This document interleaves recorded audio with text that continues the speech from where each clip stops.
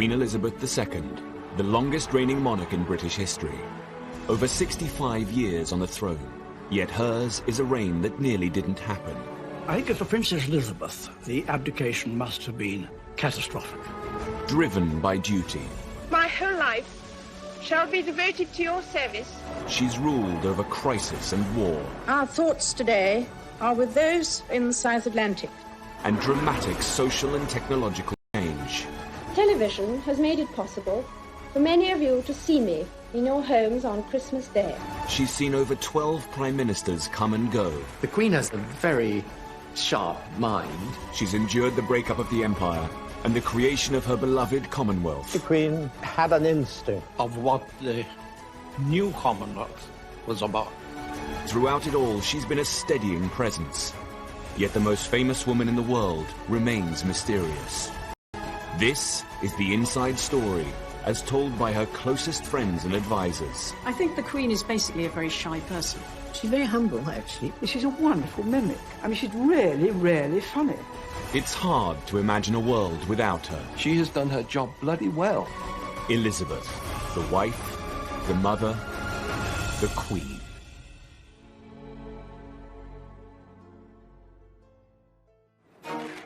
The 90s had been a very difficult decade for the Queen. She dealt with a very public backlash after the breakup of her children's marriages. It has turned out to be an annus horribilis. And following the death of Diana, public opinion was at an all-time low. The Queen was seen as out of touch, traditional and too formal. As the 21st century beckoned, the monarchy needed once again to rethink the way it related to its people. Tony Blair had swept to power in 1997. We ran for office as New Labour, we will govern as New Labour.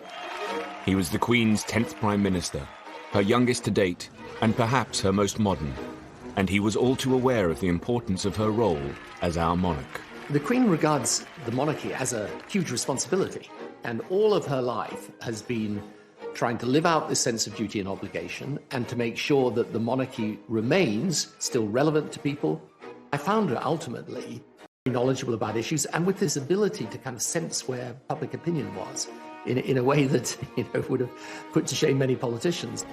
Alistair Campbell was Tony Blair's Director of Communications at the end of the 90s and has written about the Queen. One of the people I interviewed, one of her circle, talked about how important it is to her that she is held in affection. He said the opposite of affection is disaffection, and if you have a public disaffected with the monarchy, you have no monarchy. The new century was a chance for the Queen to rebuild bridges and reconnect with her public. And Tony Blair wanted to help the monarchy do just that. To celebrate the arrival of this century, New Labour built the Millennium Dome and planned a huge New Year's Eve celebration to be televised to millions of viewers. Tony Blair wanted the Queen to be guest of honour and join her people at this significant time. It was obviously a very big moment in history. Yeah, and it was important that she was out there on that evening, I think. The idea was that the Queen and the nation would be entertained by breathtaking acts from all over Britain. There's this wonderful performance that was going on 60 feet above our heads. I had this terrible vision of these people somehow falling from the top of the dome and crushing the royal family, and thinking that this is not a great headline for the world. The Millennium celebrations included a spectacular fireworks display. But inside the dome, Blair's plan was turning into a night the Queen would rather forget. News editor Stuart Purvis was a guest at the dome.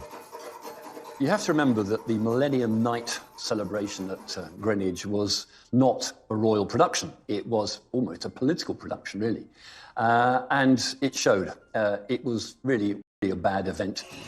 I suspect the Queen thought, this isn't one of my shows, if you like. And she was really not comfortable with the whole thing.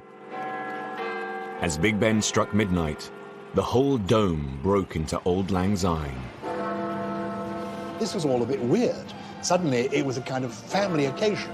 And what do you do? Well, of course, probably Tony Blair and Cherie, like in our household, they do all this. Well, Scottish house.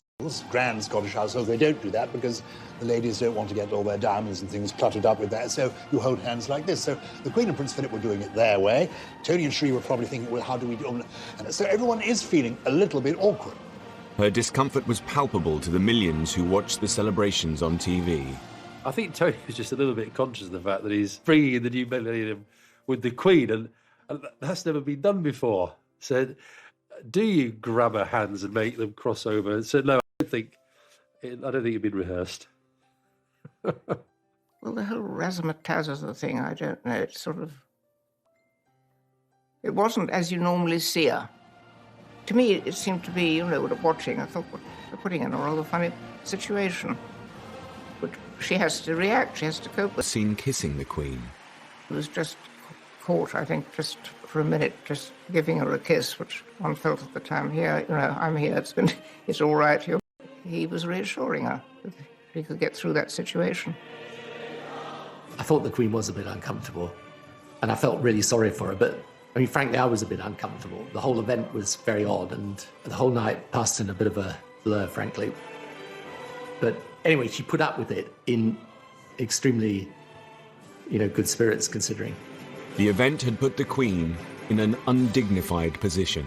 Her attempts to reconnect and seem less traditional hadn't had the best of starts.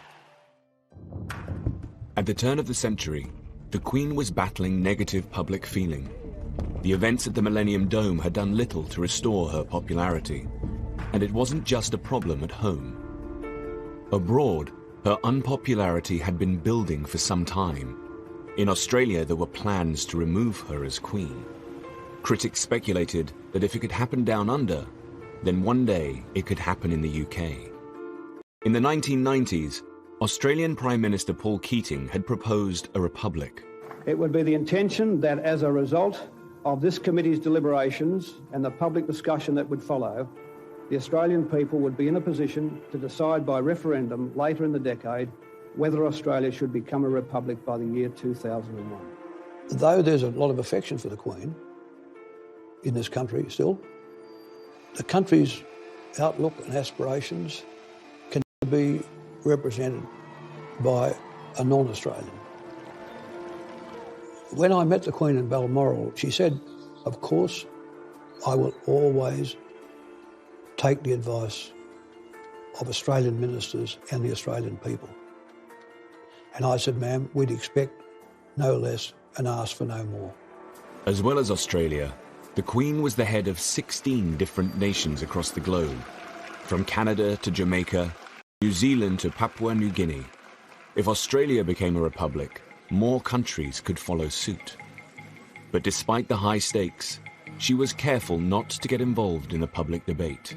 There was an affection there. After all, Prince Charles had been to Geelong grammar school for a term or so. I think it would be disappointing to the Queen. But on the other hand, she had really accepted that it was the decision for the Australian people to make. In 1996, Keating was replaced as Prime Minister by John Howard, a politician with monarchist sympathies. But the referendum would still go ahead as planned. I honestly do not believe Australia would be a better... And unless there's a good reason, you don't break links with your history. But even more important than that, it works. On the 6th of November 1999, Australia went to the polls.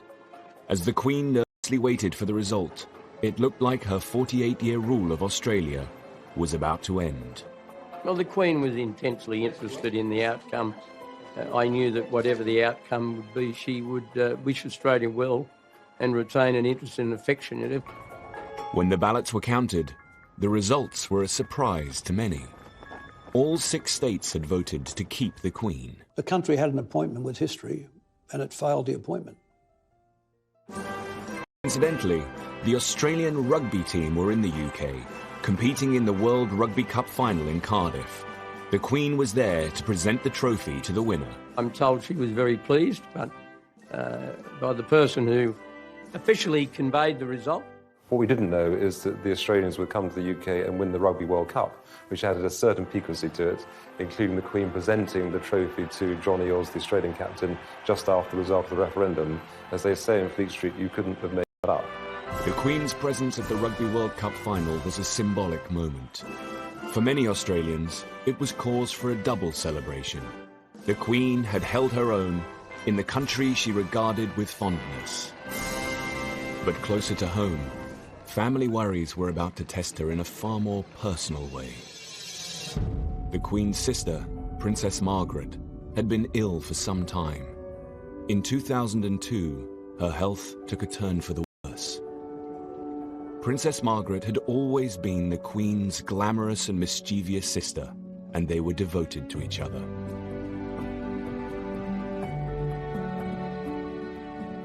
She was the companion of her childhood, and she was younger than the Queen, and they did talk a lot, more or less every day, so she was a very, very constant presence in her life. Growing up, the Queen's family had been a tight-knit unit. They called themselves Us Four. After the death of their father, two sisters became even closer, and they'd had other difficult times. In the 50s, the Queen had not been able to support her sister's relationship with divorcee Group Captain Peter Townsend.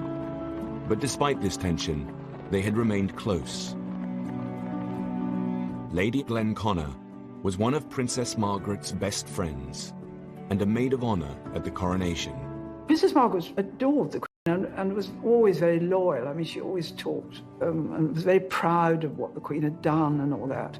During the breakup of Princess Margaret's marriage to Anthony Armstrong, with her a lot, and she sort of did her best to make it better for Princess Margaret, I think. In February 2002, Princess Margaret died from her third and final stroke.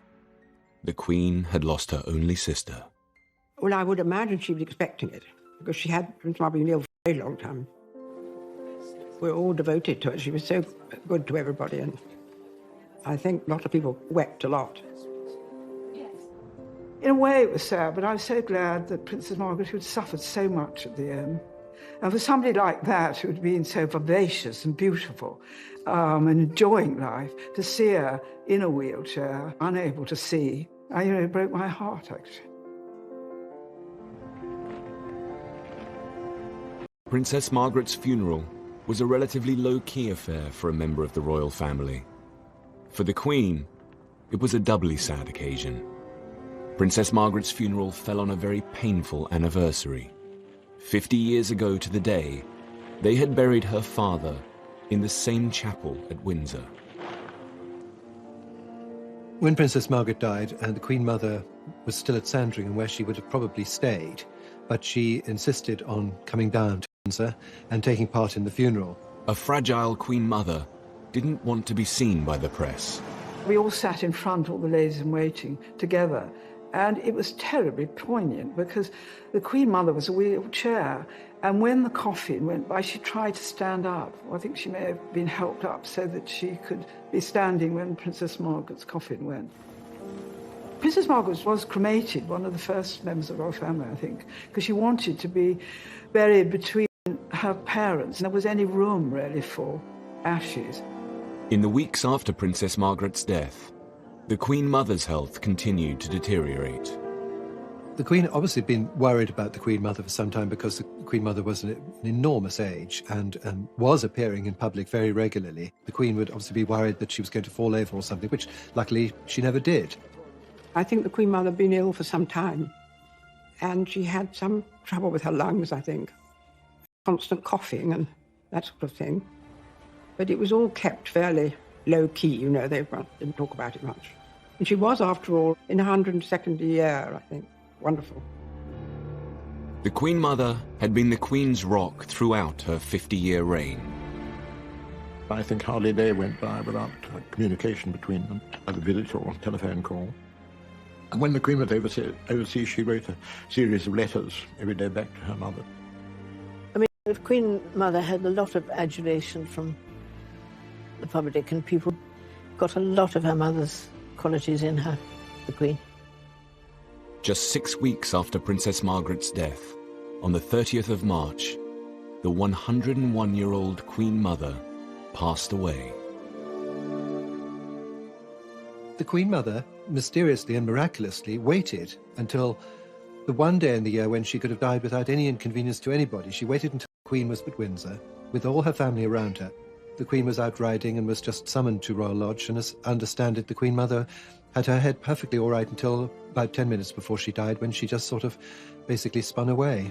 The two women who had been closest to the Queen throughout her 50-year reign were now gone. She'd lost her mother, who was not only a friend and companion, but her mother, somebody she spoke to every day on the telephone, that she would visit regularly, that she knew and loved, and was the link also with her father, a key figure in the Queen's life. The Queen Mother's would be the first royal public funeral at Westminster Abbey since Princess Diana's in 1997.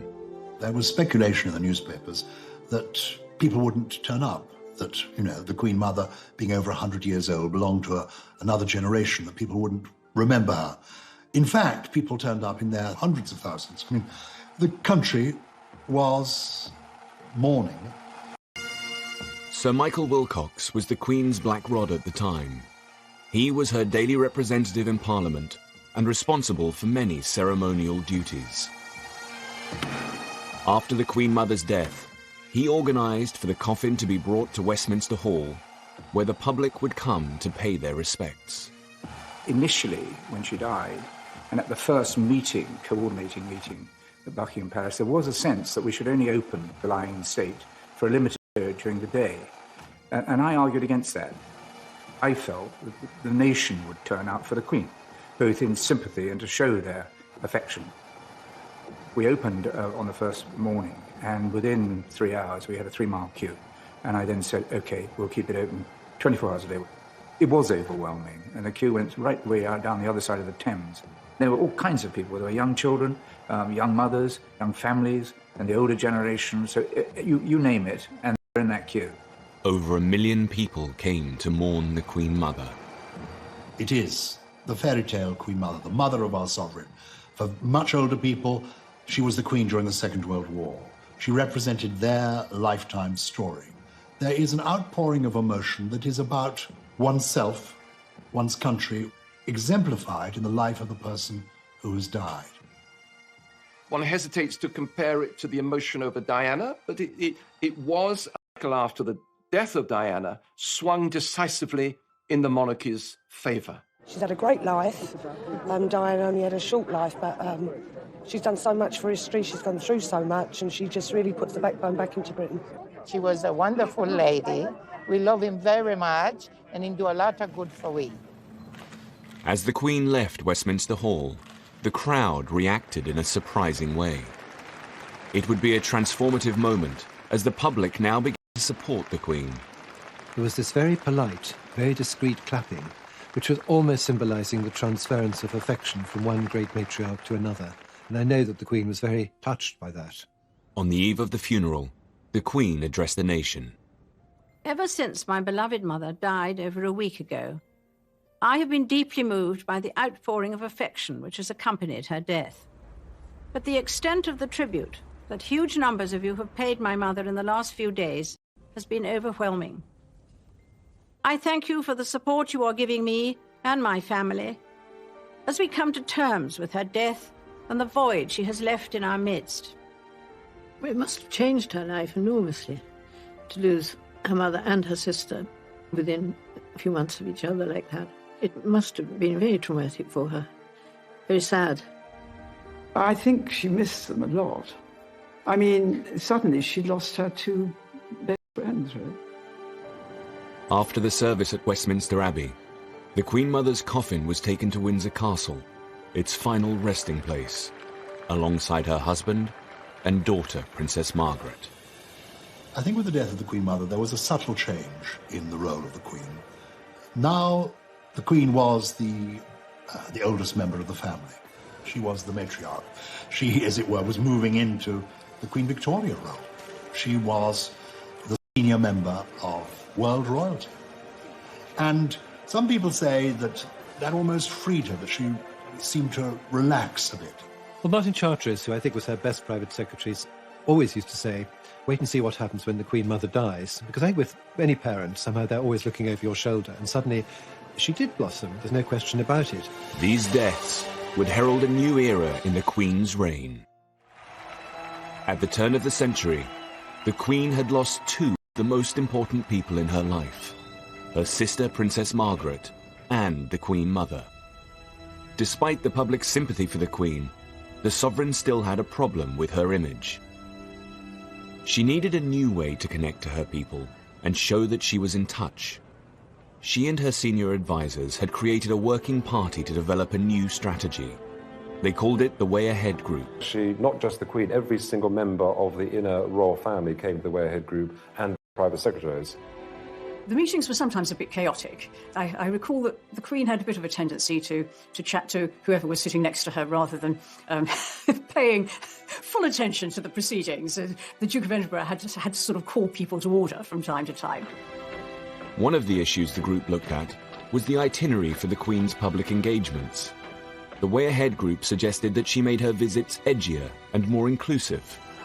We needed to look at the way the royal programme was made up and modernise it a bit and make sure that the monarchy reflected society more accurately. I mean, there were lots of visits around the home counties because of the proximity of Windsor and Buckingham Palace. Should there be a greater geographical spread, making sure that, different parts of the country saw all this happening. When she visited industry, she tended to go to factories when actually the way the economy had moved was that there were far more service companies.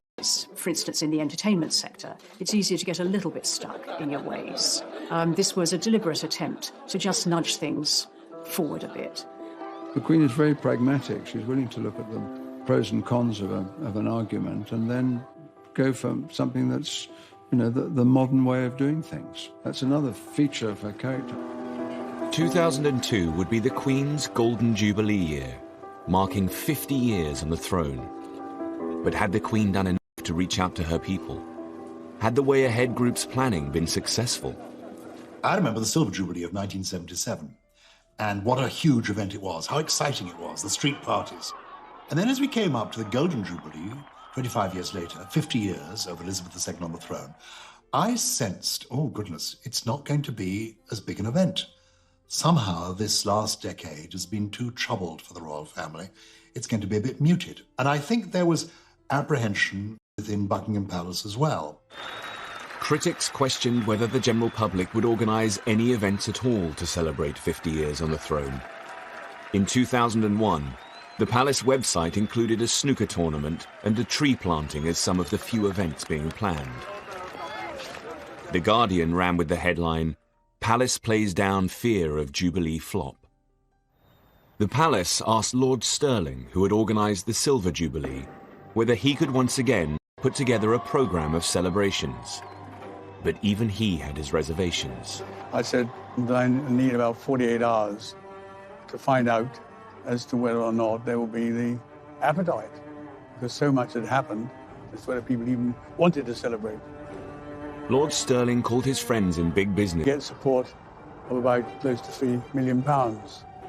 He now needed to get the public on side.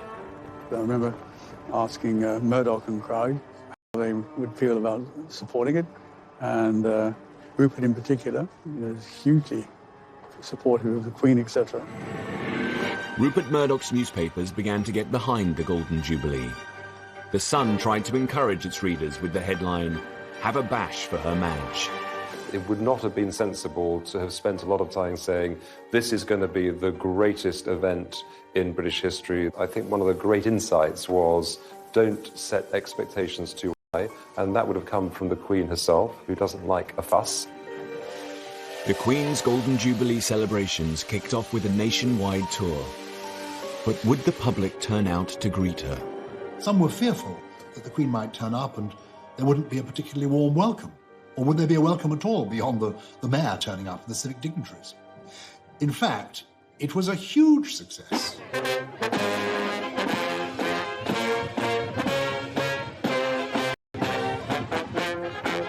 I was privileged to be part of the tour, to go on some of these visits.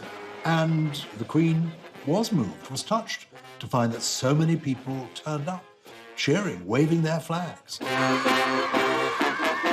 And from people being apprehensive about it, it turned into a huge triumph.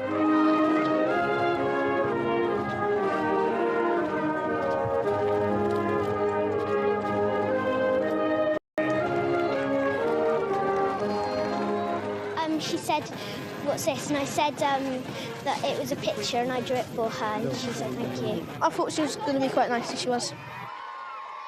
The Golden Jubilee was a great opportunity to put further into practice some of the initiatives that had been trialled in the previous years. So I think that was a really good year. And people were genuinely surprised that the Queen was out and about in the way that she was, visiting inner cities, disadvantaged people, showing Britain for better and also the areas that needed to have light shone on it. In her Golden Jubilee year, the Queen also visited the industrial town of Scunthorpe and her first British mosque.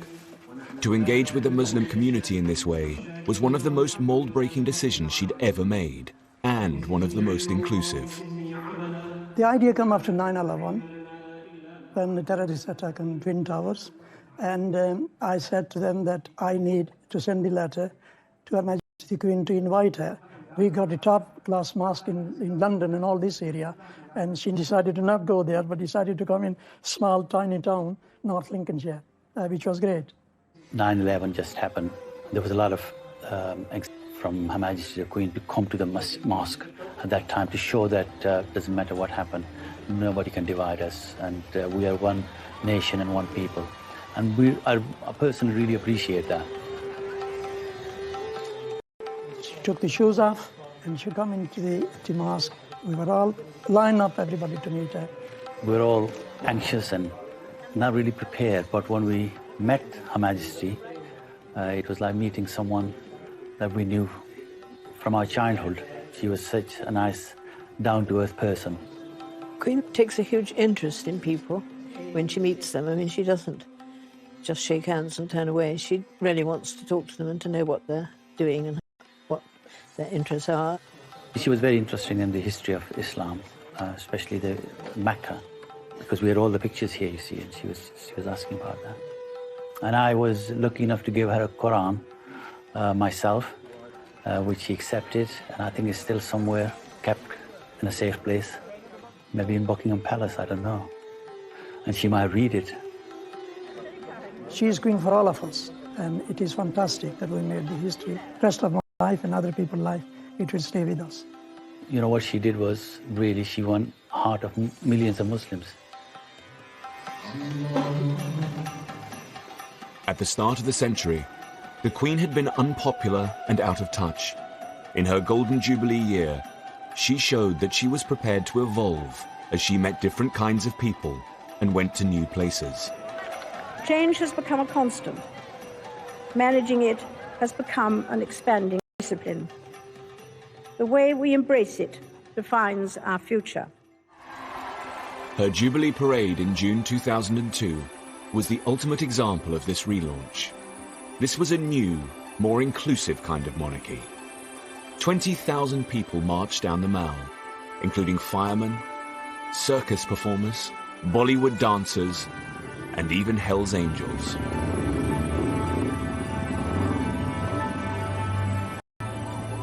How far have you come to be here today? How far is Australia? 10,000 miles? Oh, well, I'm a true royalist. I just think it's wonderful.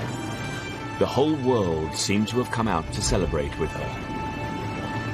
As the highlight of the celebrations, the Jubilee organisers planned 2 huge concerts at Buckingham Palace, one classical, one pop.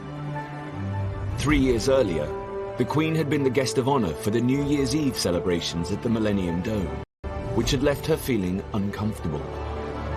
The Jubilee concerts were her opportunity to show the world that she could be less traditional, less stiff, an event to take place in its grounds. I had the pleasure of an audience with the Queen to bring her up to date as what was transpiring, and it was in her private office with one of the great bay windows at the back of the palace. And then I mentioned about the various events, and in particular, the concerts were going to take place at the palace. And she said, "Oh, yes, you must come." And come. So we went, and she took me over to the window, and of course, outside, they've got all the bulldozers and scaffolding and goodness knows what else. And she said, "Look what they're doing to my garden." It wasn't just the great and the good that were invited. The general public would get a chance to attend the party at the palace. 2 million people entered the ballot for golden tickets. Having these major events in the palace itself, I think, was a brilliant idea. As it sort of draw people into it as against having them mislead. The pop party at the palace lasted for 3 hours.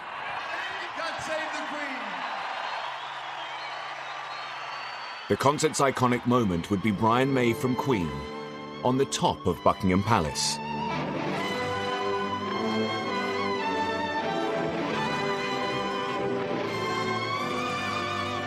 The Queen had heard her national anthem many times, but not quite like this. I think, British people are always up for a party, and I think perhaps most importantly, that actually, given the opportunity to say thank you to their sovereign, the British people will take that opportunity and they will say thank you, and that's what I think was symbolised in those events. The Queen didn't expect much of the Golden Jubilee, but perhaps with the Golden Jubilee we see the beginning of a more self-confident monarch emerging. It's her millennium, it's her turning of the clock and moving into a new, very relaxed, very happy age. The Golden Jubilee had put the Queen back on top, but there was still a problem that she needed to resolve. At the classical concert, a few rows back from Prince Charles, was his longtime mistress, Camilla Parker Bowles. This was her first public appearance in the presence of the Queen.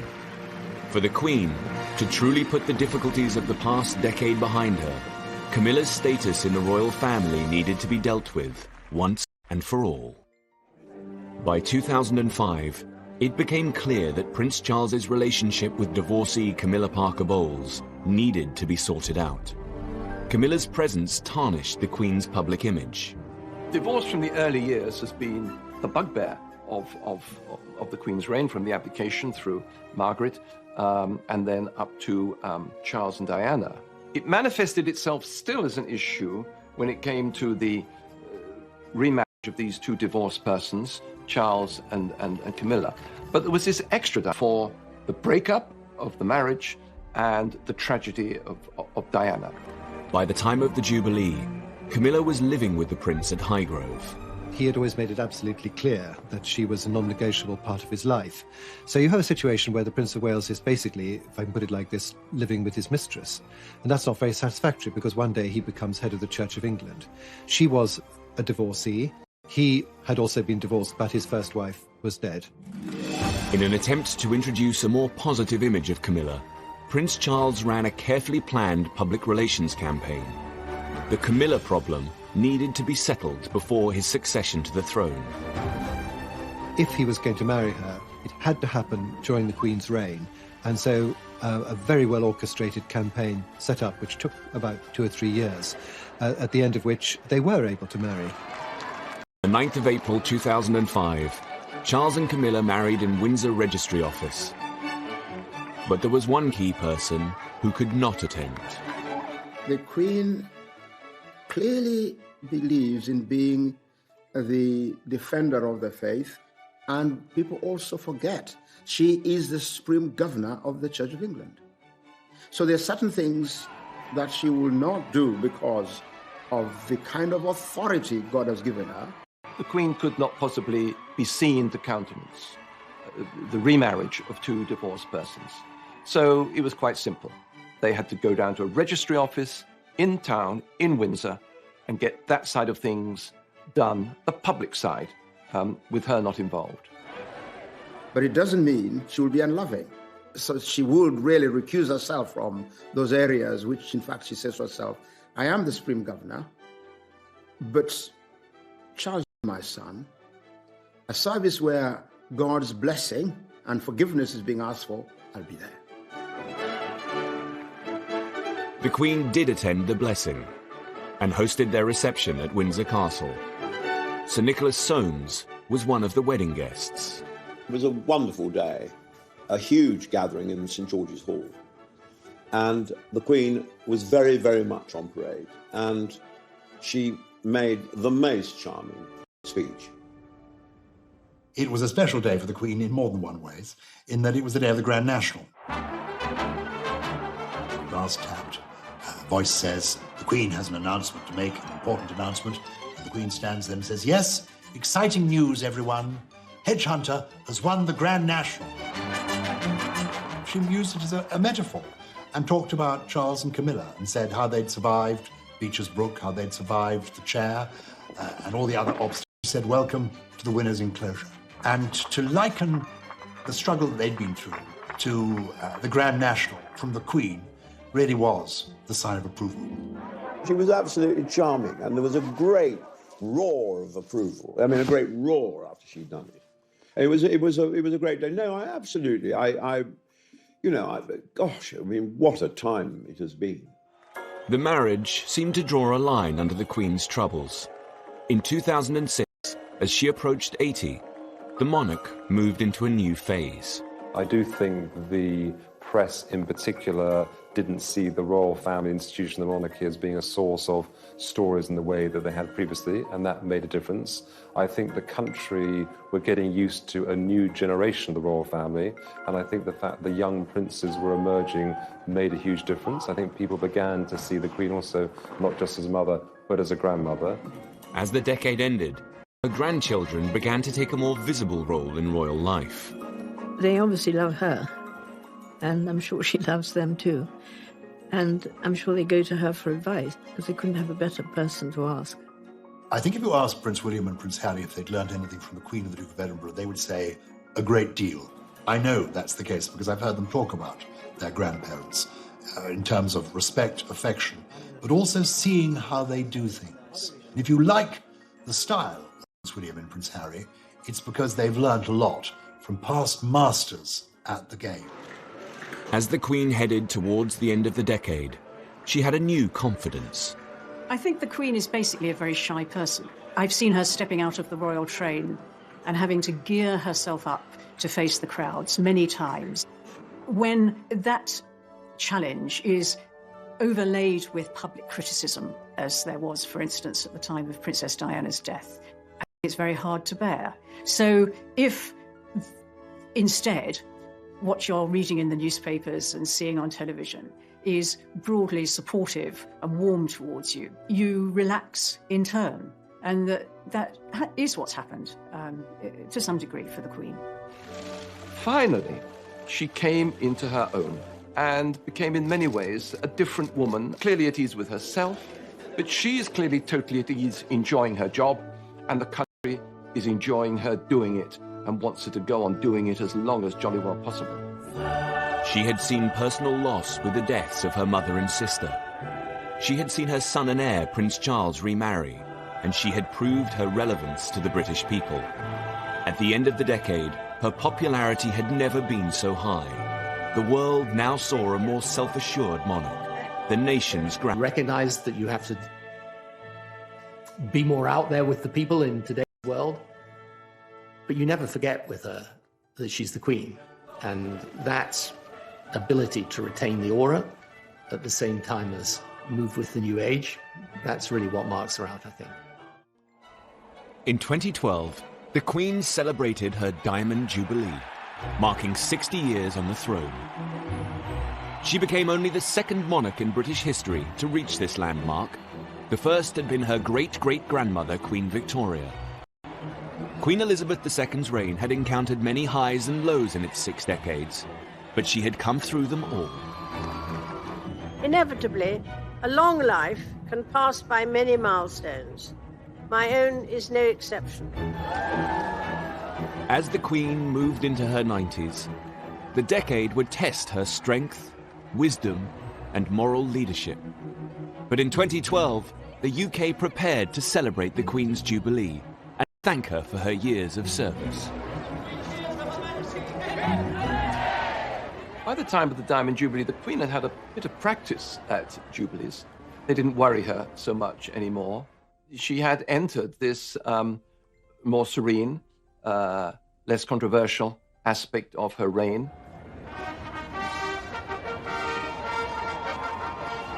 For the Queen, it was a moment of saying, I have come through it all. I have come through difficult times, the very hard times, the 70s, the 90s, and now here I am still, soaring high in popularity.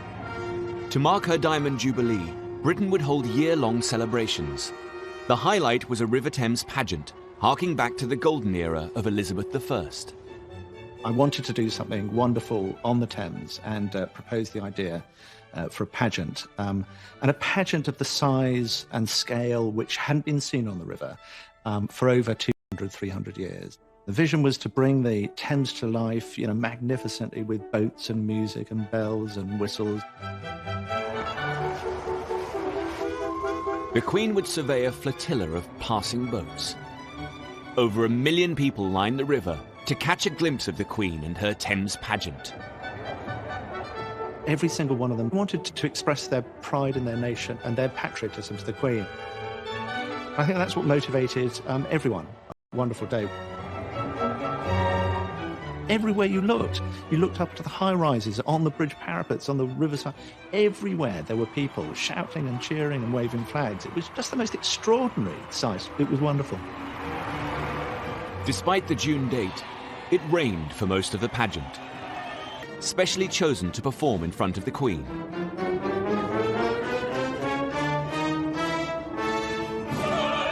One of the singers was Monica. We sing Land of Hope and Glory, and then we're greeted by the royal family. And it is honestly one of the wettest weather experiences I've ever encountered. But until we actually saw the Queen, it didn't quite hit us precisely how fantastic this occasion really was.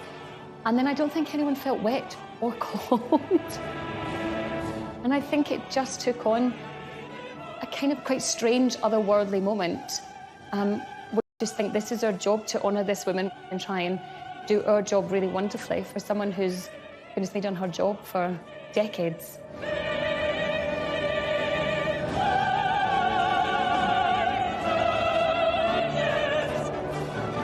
And I'll always remember the image of the singers with mascara running in the rain. I never imagined it like that in the 3 years of planning, that's the way it would turn out.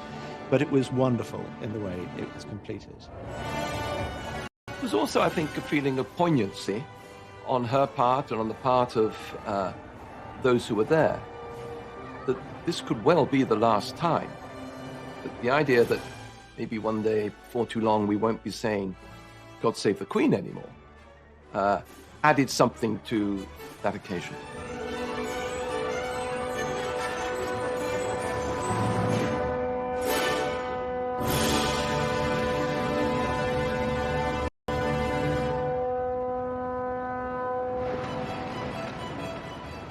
As one of the world's longest-serving sovereigns, the Queen has a unique wealth of experience to draw on.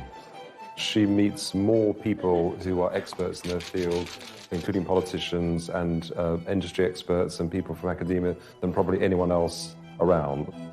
Throughout her reign, she's received red boxes with ministerial papers and briefs from Downing Street every day. It's hard work it is when you think about the Queen every night of her life. Most people can probably go home and do what they want to do, but the red box appears every single night. As long as she's been monarch, the Queen has held a weekly audience with her Prime Minister. From Winston Churchill to Margaret Thatcher and Tony Blair. At a superficial level, she was just the Queen, listening to the Prime Minister, as it were, and exchanging different conversations with the Prime Minister. But as the time went on, in my interaction with her, I came to have a real regard for her basic judgment and perception about society, about the country, about the people of the country. All this helped to end hundreds of years of hatred against the British.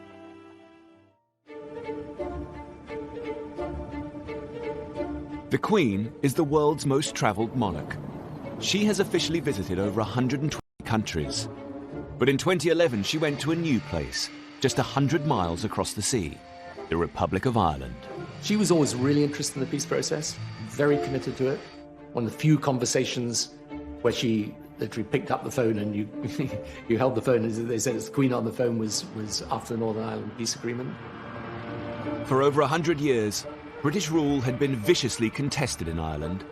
Hundreds of people on both sides of the water had been killed in what came to be called the Troubles. The Queen herself suffered great personal loss. In 1979, the IRA had murdered close family members, Lord Mountbatten and his 15-year-old grandson. Known to her as Uncle Dickie, his death had been a huge shock. Queen, I think, was genuinely fond of Mountbatten. It was a totally gratuitous, pointless murder. To honour this great loss, he had been given a funeral at Westminster Abbey. But I think the depth of feeling is so terrible at that time. You know, with the IRA and what they'd done, and how do you forgive, you know? But you have to move forward best you can. The Queen's visit to Ireland would be an extraordinary moment of diplomacy and would test her personal strength. The truth of it is that it had to be right from the Irish perspective. You know, there's a long history. Some of that history has been bloody and brutal, and it's a moment you've got to choose very carefully when the Queen, I mean, the symbol of Britain, comes to visit the Republic. It was obviously the Queen's own idea that she should go to Ireland, and probably had wanted to for some time. I remember thinking, you know, just hope everything's going to be all right. The visit witnessed one of the country's largest security operations. Mary McAleese was the President of Ireland, who hosted the Queen's stay. I can tell you that when we invited Her Majesty the Queen to come to Ireland, there were a lot of people who were not happy. I got the letters. We knew that there would have been people who would not have wished her well. So yes, security was massive. On her first day, the Queen went to Dublin's Garden of Remembrance, a site that commemorates the Irish. Now, here was the Queen, paying her respects.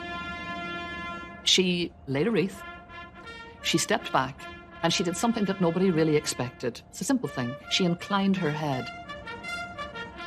In that gesture, you could almost hear the softening of the arteries of resentment, the softening of the anger, the winning over of people. Her speech at the state dinner in Dublin Castle stunned all of the guests.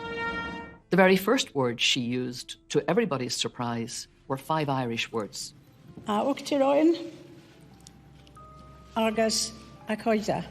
President and friends. My reaction just was wow. And I was watching right around the audience where everybody else was saying, you know, wow. The saying of that in the Irish language went deep into the hearts of people because for generations, the British establishment had tried to obliterate this ancient language and had come very close to doing so. The speech continued in a very personal tone. Through the history, our islands have experienced more than their fair share of heartache, turbulence and loss. These events have touched us all, many of us personally, and are a painful legacy. We knew that she was talking obviously about Lord Mountbatten. We could feel this was a human being whose hurt and pain was real, happened in our time, happened as a result of our historic enmity. The entire trip took some very bold and risky decisions. On the second day, the Queen visited Croke Park, the spiritual home of Gaelic sports. But it was more than a sporting venue. In 1920, this was the site of the first Bloody Sunday. In 1920, in the middle of a match, British forces went through the gates in tanks. They opened fire on players and on spectators and killed a lot of people and maimed more. It became a moment of utter rage for Ireland that fueled the ongoing historic resentment. The president of the Gaelic Athletic Association, Christy Cooney, took the Queen to where the massacre happened. I'm sure her people had explained to her exactly what Croke Park meant. I'm sure she was aware of Bloody Sunday, and she would have known the environment she was coming into. My memory of her walking onto the pitch and Christy Cooney saying to her, you know, this is where British troops came in and killed 14 people on Bloody Sunday. And I can still remember a voice that was breaking with real heartache. And she just said, I know. I just thought she carried it off extremely well. The Queen's empathy had helped her forge a new relationship with Ireland in a way that no other British statesman could have done. It's a sort of healing process in her presence, I think. And that is for her enormous capacity to bring people together, probably wouldn't normally want to get on particularly well. The visit was a huge success and brought Ireland and Britain closer together. The Queen would take the peace process a step further a year later in a previously unimaginable act. In 2012, she flew to a charity event in Belfast, where she met with Deputy First Minister for Northern Ireland and former IRA commander, Martin McGuinness. Simple handshake between the head of the British state and a former IRA commander. To be prepared to reach out and shake the hand of the people who, has been responsible for the death of someone who was very close to her. She was prepared to overcome all of that legacy, all of that history, and in the interests of peace, to reach out and do it in a genuine way. The signal of that handshake was worth millions of words. For both sides in the equation, there would have been considerable difficulties. You can imagine the kind of pressures on both. And yet, both of them are leaders. And that's what leaders are called to do, to push out into the deep, to do the difficult thing, to do the courageous thing, to do the risky thing. I mean, what a gesture. If you can do that, I think most people could do a lot more than they do to make things better. As head of state, the Queen has built bridges in ways that no politician could have done.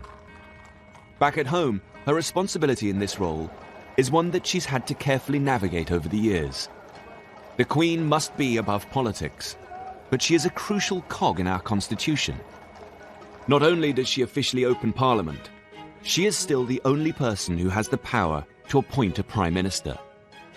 She's a person who has to be satisfied that the Prime Minister has a sound majority and a basis for exercising power. In 2010, Labour Prime Minister Gordon Brown called a general election.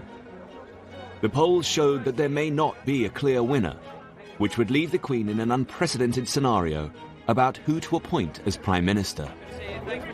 I was working in Number 10 at the time as the Prime Minister's official spokesman, and it was pretty clear in the run-up to that election that it was either going to be a hung parliament or a coalition government, so we could actually work out what would happen. As a result, the Queen's advisers came up with a set of written guidelines, for the first time defining what part she should play.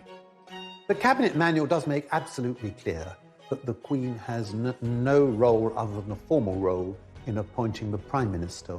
She has no discretion in those areas. In the event, Labour lost their majority, but the Conservatives didn't have enough seats to form a government. With the outcome of the general election, we find ourselves in a position unknown to this generation of political leaders.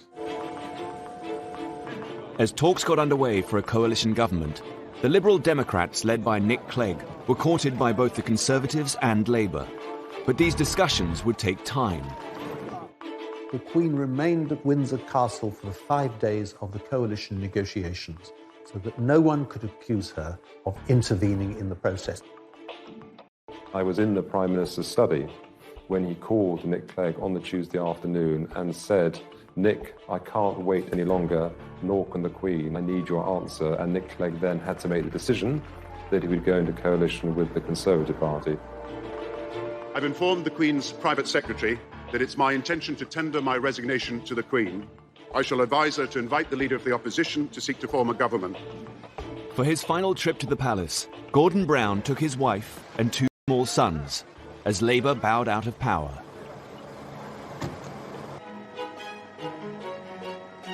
The Queen's private secretary could now call David Cameron to the palace. He would become her 12th Prime Minister and her youngest to date. She has understood the role of the Crown in the British Constitution so that our political system can work. And she makes it work by not interfering. The Queen has been driven throughout her long reign by commitment to public duties. But it's her personal passions that reveal the most about her. The Queen's long reign has presented her with many challenges. But one passion that's never waned is her love of horses. The Queen is not only very keen on horses, but is also one of the great horse experts we've got in this country. And I'm sure for Her Majesty the Queen, who has been involved with horses for all her life, she finds them a great way to relax and to reflect. Oh, I think the Queen is happy because though she's driven by duty, sustained by faith, she has her passion in life, her dogs and her horses, and they do keep her happy. As the Duke of Edinburgh has said, if it doesn't fire to eat hay, she isn't interested. Ian Balding was one of the Queen's horse trainers for nearly 40 years. There is a special relationship between the Queen and her trainers. You'll ring Buckingham Palace and I'll say, it's Mr. Ian Balding speaking, could I speak to Her Majesty, please? Yes, one moment, sir. And 5 seconds later, you're through to the Queen, you know, which is pretty remarkable. I've been with Her Majesty on race days, and if you happen to have a winner when she's there, that is the ultra moment. Bear in mind, she has bred all these horses herself, so she knows their mothers and their grandmothers and their great-grandmothers. And I remember a lovely horse we had for her, a colt called Magna Carta, who won at Royal Ascot. He won the Ascot Stakes. The Queen learnt to ride as a young child and has continued into her 90s. I'd read in the papers that the Queen had stopped riding. And I knew that she loved riding every day, and I thought, oh, how sad. And I wrote to her saying, ma'am, I'm so sorry to hear you've given up riding. Anyway, I had a letter back in the post the next day, literally saying, that's absolute rubbish. I haven't stopped riding at all. The Queen's personal life is closely guarded, particularly in one of her favourite places, Scotland. She is descended from the kings of Scotland and spends every summer at her home in Balmoral. It is a magical place because it's so timeless. And the dogs are there, the children can be there, friends are there, and there you are, the castle's their home. Well, Balmoral is a very relaxed place, and I think the Queen feels relaxed when she's there. We were picnicking on the shores of Loch Mick, which is about 8 miles from the castle. And a party of youngsters appeared, and they all had a sort of sideways look as they passed. And then one of the young ladies came back, plainly a Londoner, and looking at the Queen, she said, "They tell me you're the Queen." And she said, "Well, I am." "What are you doing here then?" She said, "I live here." She loves being a Scottish country lady, but this is always in the context of Scotland as part of the British family. In 2014, there was a real danger that Scotland was going to leave the Queen's beloved British family when Prime Minister David Cameron agreed to call a referendum on Scottish independence. The ballot was to be held in September. She's in Balmoral in a referendum campaign. In early 2014, the campaign to leave had been trailing in the polls. But by the time the Queen came to Balmoral for her summer break, the Scottish nationalists had narrowed the lead. In the last couple of weeks, the yes campaign and the no campaign were effectively neck and neck. There is a real sense of emergency taking hold in London, and a sense too that the Queen actually could be the ace for the UK campaign, that she's the person that's actually going to have to intervene to make absolutely certain that they were going to win the no vote. Despite all of her instincts to stay out of the race, despite all of her instincts that it's not constitutionally proper, there is an immense amount of pressure being brought to bear on her. Just 4 days before the referendum, the Queen made an unprecedented comment. Veteran reporter Jim Lawson was as usual covering her Balmoral stay. We were in a normal place, corralled outside the church grounds. After about half an hour, the policeman came down and said, "Would you like to come up to the church?" That was unheard of, you know. We actually wondered what was going on. And I thought, I wonder if she's going to approach the crowd. As she did, one of the bystanders mentioned the referendum. The Queen said, "Well, I hope people will think very carefully about the future." The bystander was happy to tell Jim the Queen's comment, but curiously wouldn't give him their details. If the Queen talks to someone, they're always delighted to tell you, but not this time. Some wondered whether the bystander had been planted in the crowd. Others thought it was just a chance comment. Either way, the newspapers needed to corroborate the story with Buckingham Palace. The palace didn't confirm it, but more importantly, they didn't deny it. We knew we were onto some story there. Now, if you translate that to you're standing on the edge of the cliff and the Queen says to you, think very carefully about what you're about to do, she's not advising you to jump, is she? Newspaper editor Severin Carrel felt the comment was the result of a lot of thought. One could read it either way. And as in that sense, it was very, very carefully written, very cleverly written. But we realised that the Queen had made a quite deliberate and quite carefully drafted interjection. She had intervened into the referendum campaign. On Thursday, the 18th of September 2014, Scotland went to the polls.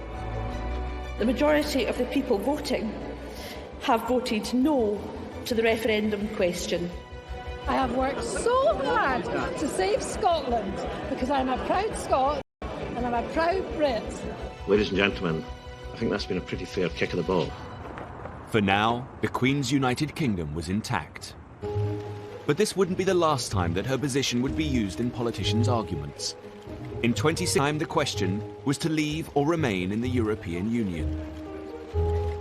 On Monday, I will commence the process set out under our Referendum Act, and I will go to Parliament and propose that the British people decide our future in Europe. In the charged atmosphere of the EU debate, it was perhaps inevitable that someone would try to involve the Queen in their argument. Thomas Newton-Dunn is political editor of The Sun. He was tipped off about a conversation between the Queen and European Union supporter Nick Clegg. Well, I was told a most fascinating story by an impeccable source of an extraordinary row during a lunch she held in Windsor Castle. And so this is going back to 2011, 2012 now. They ended up discussing Europe. The Queen ended up getting into quite a lively dust-up with the Deputy Prime Minister, who was a very strong pro-European politician. The Queen was putting forward some very strong views on the future shape of Europe and the direction which Europe was going in. The Sun wasn't only planning to report the alleged conversation, but to boost it by quoting prominent Brexiteers. This led to their infamous headline. Queen backs Brexit came from ringing up a couple of Tory MPs to find out what they thought about it, and some of the very passionate Brexiteer MPs leaped on the suggestion that the Queen might be pretty Eurosceptic to say, well, in which case, that must mean she backs Brexit. But very closely written underneath was bombshell claim, because of course it was these MPs' claim she must back Brexit rather than ours. When Downing Street found out that the Sun was going to run with the headline, they began to investigate the source of the story. So when I first saw the Queen backs Brexit headline, I wanted to see very quickly, well, what was this based on? And it seemed to be at a lunch that had been many years before. How could she back up something several years before when it wasn't even a term that was invented or even something that was seen as a particular possibility? Nick Clegg strongly denied the story. I think it's appalling that people who want to drag the United Kingdom out of the European Union now want to drag the Queen into the European referendum debate. And as for the Sun story, it's nonsense. It is not true. I couldn't be clearer than that. The palace thought that the headline was misleading and immediately lodged a complaint to the Independent Press Standards Organisation. At the time, the palace said they were extremely angry, and the Queen is never to be dragged into politics, and they're now going to put a stop to it by making a formal complaint. They wanted to draw a line in the sand and to extricate the Queen from any more political rows. Ipso upheld the complaint, saying the headline went further than the claim about what the Queen might think. The Sun was forced to print its ruling, but by then, the whole story had fueled the Brexit debate. I don't know that you could necessarily say that it persuaded people to vote for Brexit, but I think it was certainly another tick in the column of people who wanted to leave the EU. We know political opinions, but in public, in terms of aura, she exudes impartiality. She exudes being what a constitutional monarch should be, above politics, above opinion.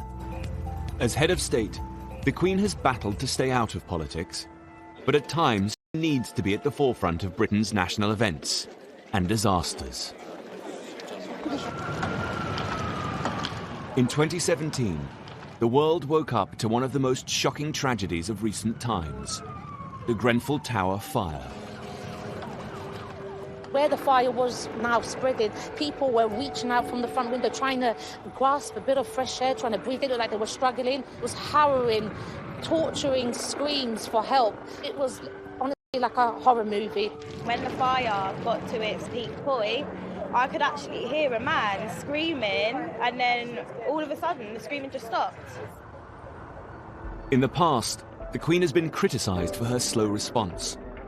In the 60s, she waited 8 days before visiting the victims of the Aberfan disaster, an accident in a Welsh mining town which claimed the lives of 28 adults and 118 children. It was a sort of lesson, as all, that you have the need to show sympathy and to be there on the spot, which I think people craved from her. In her later reign, she's made sure that she makes a rapid response. Just 48 hours after the Grenfell Tower disaster, the Queen came to see the relief effort. One of the first charities to help at Grenfell was the British Red Cross. Mike Adamson is their chief executive. I think the visit of the Queen showed that the nation stood in solidarity with the community at Grenfell, and that community had not been forgotten, and people wanted to express their empathy for the experience that they had had. And the Queen, I think, has a unique ability to do that because of the way in which she conducts herself with such dignity and a sort of quiet, caring approach. And she went immediately to greet people, to say hello and how are you? And this was a big event affecting a lot of people in our country. She showed her sympathy and empathy and tried to reach out and wanted to be there to help. It was very moving. It's actually bringing tears to my eyes. To see her here, it shows that she is sincere and she truly cares. She looked at me directly in my eyes and I could see that she cared. Thank you for coming. The Queen's entire reign has presented her with many difficult moments. But the 2010s also held happier times for the 90-year-old monarch, as a new generation of royals came to the forefront to support her. 11. The Queen prepared to host one of the most iconic royal events of her reign. Her grandson and second in line to the throne, Prince William, married his university sweetheart, Catherine Middleton.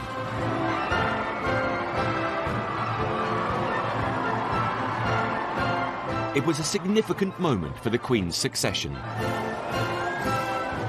The media are terribly excited about a wedding. The transparent happiness of the young couple just permeated right through the occasion, and that must have absolutely delighted the Queen.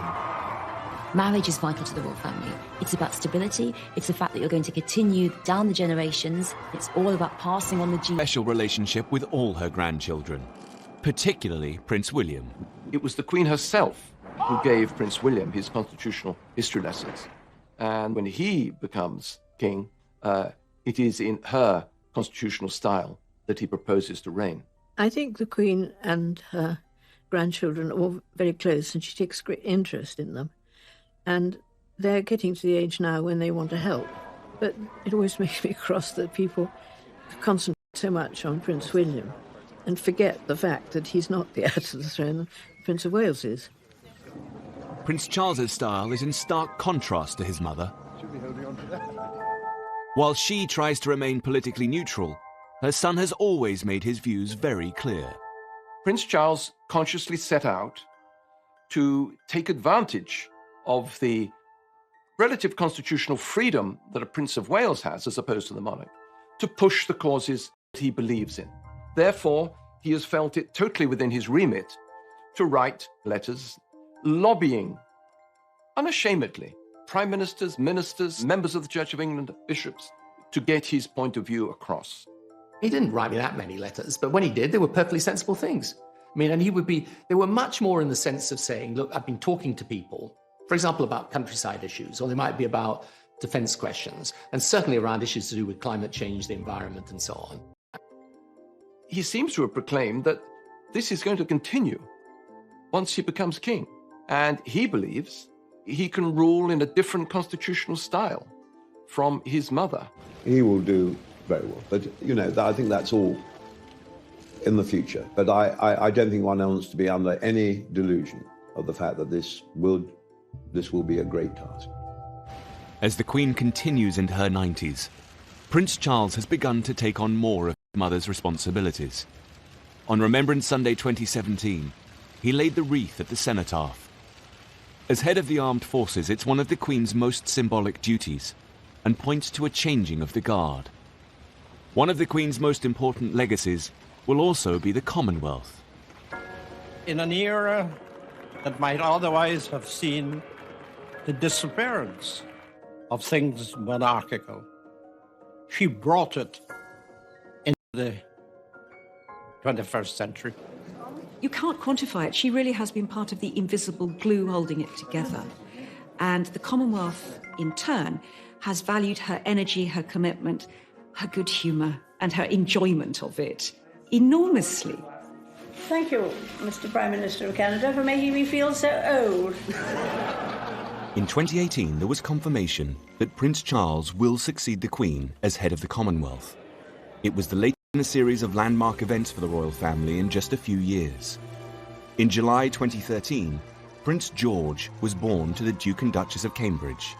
For the first time since the reign of Queen Victoria, there was a monarch and 3 generations of direct successors to the throne: Prince Charles, Prince William, and Prince George. Suddenly you have this wonderful 4-tier royal family, because there's the Queen and Prince Philip still very much out and about and operating. You have Prince Charles doing his own thing with Camilla, and you have the Duke and Duchess of Cambridge, what I think of as slightly more informal, younger, the open shirt, if you like, attitude to royalty. However, just a few years later, Prince Philip decided he could no longer be out and about and announced his retirement from public duty. In 2017, then 96 years old, he took the salute at Buckingham Palace as Captain General of the Royal Marines, his final solo public engagement after 65 years of service. Over the course of a life that has spanned more than 9 decades, the Queen's history has been our history. She has been the only monarch that most of us have ever known. She has breathed new life into the monarchy. Can you imagine the Georges deciding that they had to open up Buckingham Palace? Can you imagine Victoria doing walkabouts? Historians of the future will look periods in the history of the monarchy. She has been the very essence of what a constitutional monarch should be, a lesson, not just to Britain, but to the world as a whole. That here in the 21st century, a monarchy can work. We don't think of inherited privilege when we think of Elizabeth II. We think of a woman who's done her job bloody well. Britain's longest-serving monarch has seen a time of unprecedented change. She's transformed from shy Lilibet to head of the nation and a world leader. She's also had a very interesting time. I mean, she's met over the years everybody, from Mandela to all the American presidents, I think that she has enjoyed being Queen. We've lived through the most extraordinary times of enormous change, but we've had this thread of total stability with the Queen and Prince Philip. They're the rocks in a very stormy sea. Anybody who's had the privilege of meeting the Queen will know that it's one of those life-defining moments. She's absolutely lovely. There's a wonderful blue twinkle to her. She's got a very dry sense of humour. I can't think of anybody who I know who's met her and who has not been completely blown away by the experience. She is the sovereign, and has been for a very long time. And to her, that's her life and her dedication. And she's never let us down, and she's not going to. I met the Queen first when I was 12 years old, and I have never, ever come away from a meeting with her that one doesn't feel that you are in the presence of someone truly exceptional.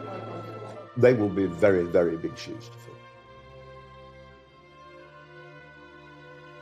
Very big shoes. Queen Elizabeth II has steered her family through times of incredible happiness and crippling grief and loss. Her monarchy has been through crises, but she has managed to adapt and modernize. She's brought a special brand of magic to the House of Windsor. She's a woman driven by her duty to serve the British and Commonwealth peoples. Hers has been a remarkable reign, and she will always be our Queen. Good night, and good luck to you all. Good luck to you all. Good luck to you all.